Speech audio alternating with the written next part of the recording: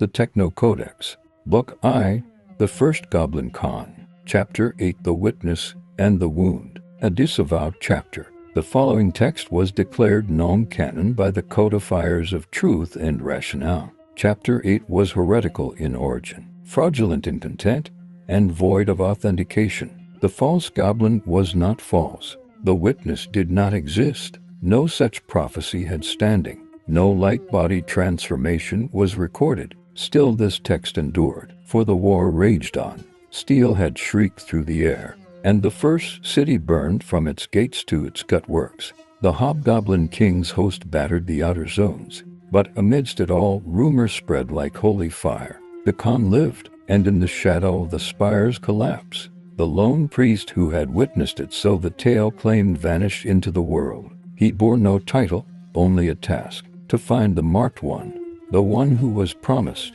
The con, it was said, had turned to light. His form dissolved into radiant patterns, leaving only ashes and prophecy. The priest wept, for he knew the first goblin con would return when the goblins needed him most. Obelis Addendum. Goblins do not transform into light. The Father Beyond is a mythological error. The correct attribution is Vortani's. There was no transformation. There was no witness. This is a fabricated martyr narrative. With the city in disarray, the false goblin emerged from flame and chaos. He spun truth from ruin. He told the goblins he had defeated the invaders. He had held the walls. He had saved the city. And the goblins, wounded and weary, believed. For a full grind span, they followed him. They praised him. They crowned him con. But the shadows whispered that it was not truth he spoke, but a lie born of ambition and the darkness